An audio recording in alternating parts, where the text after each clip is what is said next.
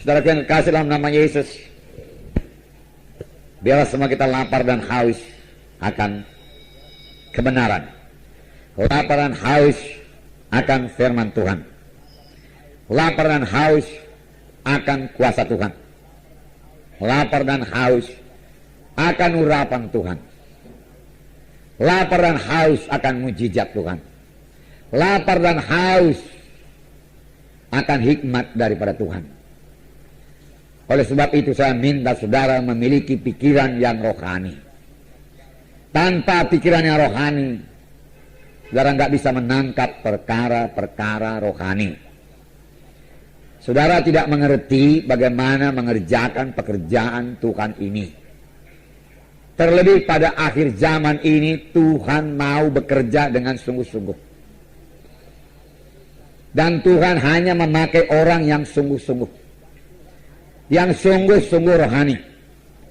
Pada akhir zaman ini tidak ada yang mustahil bagi orang yang percaya. Saudara rindukan sidang 100 orang, Tuhan berikan 100 orang.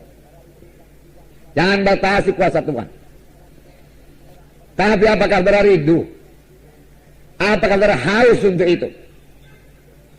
Apakah saudara berdoa buat itu? Ini soalnya sekarang. Adakah kehausan? Sebenarnya kehausan lebih parah daripada kelaparan.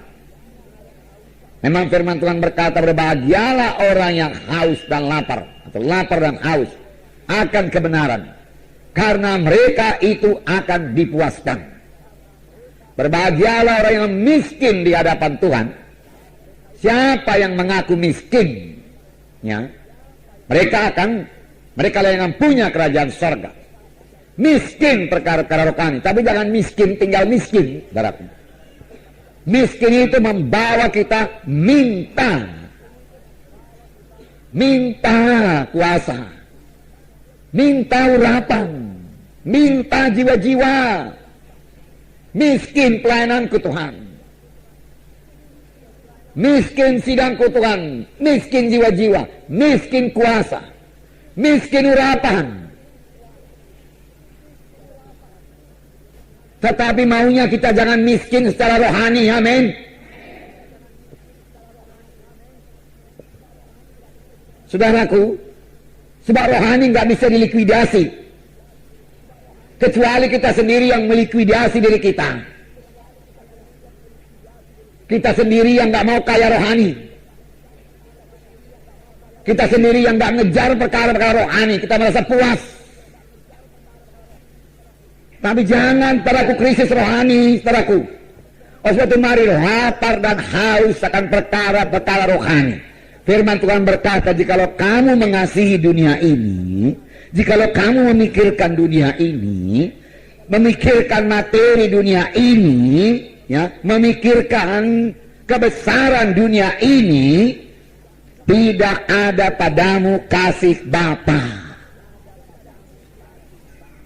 Tidak ada padamu pikiran rohani. Ini artinya, saudaraku,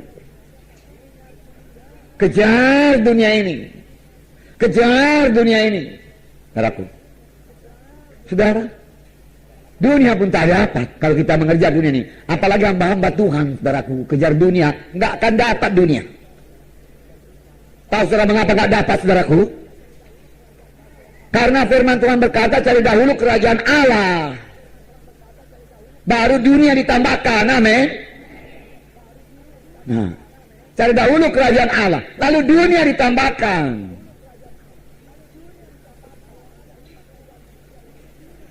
Kalau ada hamba Tuhan mengejar dulu dunia, saudaraku, dunia pun nggak dapatnya, apalagi rohani. Kejar kerajaan Allah, lalu dunia diberikan Tuhan. Amin, saudara. Ya, kerjakan sungguh-sungguh pekerjaan Tuhan, lalu dunia diberikan Tuhan. Amin, saudara. Nah, haleluya. Nah, saudara kita kasih dalam nama Yesus.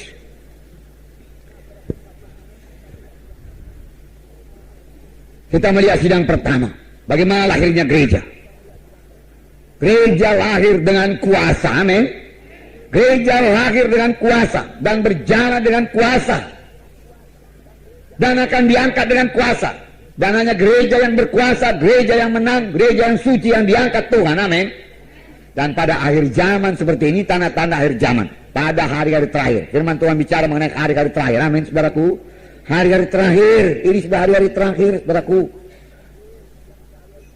Zaman akhir sudah dimulai, saudaraku, waktu pencurahan Roh Kudus. Sebab Petrus berkata, pada hari-hari terakhir aku akan mencurahkan Rohku. Amin. Dan itu sudah 2000 tahun yang lalu. Dan kemudian saudaraku, 2000 tahun kita ini hidup pada hari-hari terakhir dari hari-hari terakhir. Nah, apakah kita masih mengejar dunia? Hari-hari terakhir dari hari terakhir, tanda-tanda akhir zaman sudah genap lah ini, saudaraku. Banyak sekali sekarang orang Kristen berdoa. Kalau ada keributan kita nggak bisa menginjil, saudara. Nggak bisa seperti ini. Makanya perlu berdoa. Firman Tuhan juga berkata, berdoalah buat pemerintahan, supaya kamu memperoleh pemerintahan yang baik. Firman Tuhan berkata, kita harus berdoa supaya pemerintahan kita pemerintahan yang baik. Dan itu hanya bisa didoakan oleh orang yang rohani.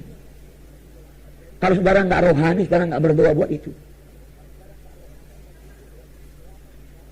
Saudara, kita harus memikirkan dan mendoakan negara kita ini juga. Amin, saudaraku.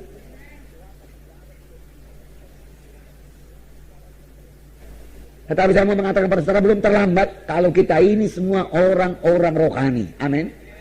Tapi kalau kita masih mengejar kepentingan diri kita sendiri, saudaraku, kita akan ambruk, saudaraku. Pelayan saudara juga akan ambruk. Marilah mulai berkorban. Marilah mulai percayai kuasa Tuhan, mujizat Tuhan. Berapa banyak mujizat Tuhan terjadi dalam kebaktian kita. Saya sungguh sadar, saudaraku. Ya, 2 kali ini, 2 minggu betul saya melayani saudaraku suku Chinese di kota sana, saudaraku. Sekitar 40-50 di antara mereka itu, saudaraku. Saya lapar, kemudian saya lapar dan haus. Tuhan, tolong Tuhan kuasamu. Tolong Tuhan urapanmu, Tuhan. Tolong aku, Tuhan. Berapa persenlah firman Tuhan yang bisa dia tangkap, Tuhan? Mereka tidak biasa dengan firman Tuhan. Saya kasih firman Tuhan yang sangat sederhana kepada mereka, saudaraku. Ya.